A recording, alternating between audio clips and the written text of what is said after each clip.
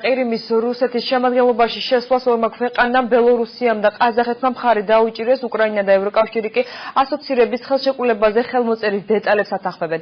ახლა კუნძულზე სტრატეგიულ ობიექტებს კვლავ რუსი სამხედროები აკონტროლებენ. ყირიმის კრიზისი სოფო ფუტკარაძის რეპორტაჟი. რუსეთმა უკრაინის სამხედრო საზღვაო გემების მითვისება გადაწყვიტა. სახელმწიფო დუმის კომიტეტის განცხადებით 20-მდე საბრძოლო ხომალდიჯერ ყირიმის ჯარების, შემდეგ კი ფედერაციის შავი ზღვის ფლოტის შემადგენლობაში შევა. ფეოდოსის საზღვაო ქვეითების ბატალიონმა კი უკრაინის ხელისუფლებას მოთხოვნები წაუყენა. სამხედროების შეიარაღებული ძალებისგან ყირიმში შექმნილ სიტუაციასთან დაკავშირებით კონკრეტულ დირექტივებსა და ბატალიონის შემადგენლობის შენარჩუნებას მოითხოვენ. წინააღმდეგ შემთხვევაში სავალალო შედეგებზე აფრთხილებენ. რუსული დროშები აღმართეს ავტონომიური რესპუბლიკის სევასტოპოლის პორტში. ხარკოვის საზღვარსა და საზღვაო სარაკეტო დივიზიებს რუსი სამხედროები აკონტროლებენ.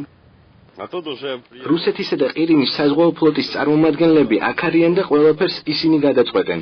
მათ უკვე ჩამოართვეს იარაღი უკრაინელ სამხედროებს და სიტუაციას აკონტროლებენ.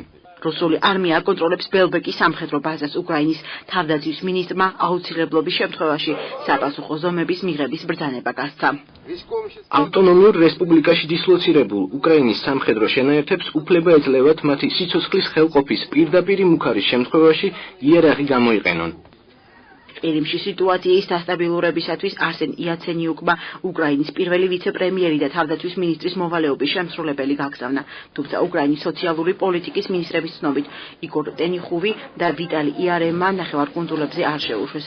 უკრაინამ 2014 წლის ბოლომდე დსთ-ის კავშირის თავმჯდომარეობაზე უარი განაცხადა. ქვეყნის მინისტრთა კაბინეტმა ევროკავშირთან სავიზო რეჟიმის ლიბერალიზაციის შესახებ რიგი პროექტები მიიღო. უკრაინის პრემიერ-მინისტრი და ევროკავშირის 28 წევრი ქვეყანა ასოციაციის პოლიტიკურ ნაწილზე შეთანხმებას ხელს 21 მარტს მოაწერს. ევროკომისიამ კი ქვეყანას 1 მილიარდი ევრო გამოუყო. ყირიმის რუსეთისთვის მიერთებას ანექსიად აფასებს სამხრეთ კორეა. ოფიციალური სეულის განცხადებით იგი ნახევარკუნძულის დამოუკიდებლობას არ აღიარებს. რუსეთის მოქმედებას საერთაშორისო ნორმების დარღვევა უწოდეს გერმანიის კანცლერმა, პოლონეთის პრემიერ-მინისტრმა და ოფიციალურმა ვაშინგტონმა.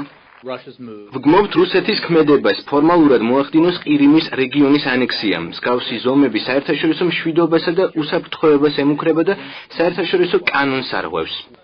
კიევის მცხოვრებლებმა ყირიმში შექმნილი სიტუაცია გააპროტესტეს. ყირიმის რუსეთთან მიერთება იზეიმეს რუსეთის დედაქალაქში. უკრაინის მოქმედმა პრეზიდენტმა ალექსანდრე ტურჩინოვმა კრემლის ლიდერი ფაშიზმში დაადანაშაულა. მინდა გადავფრთხილოთ, რომ ძალიან საშიში პოლიტიკური თამაში მიმდინარეობს. ეს არა მარტო უკრაინის წინააღმდეგ მიმართული პროვოკაცია, არამედ ევროპასა და მსოფლიოში სიტუაციის დესტაბილიზაციის მცდელობაა. რუსეთის სახელმწიფო დუმამ ყირიმის მცხოვრებლებისთვის მოქალაქეობის ავტომატურად მინიჭების კანონპროექტი დაარეგისტრირა. სევასტოპოლისა და ყირიმის რუსეთის შემადგენლობაში ახალი სუბიექტების სახით შესვლა აღიარეს ბელორუსიამ და ყაზახეთმა.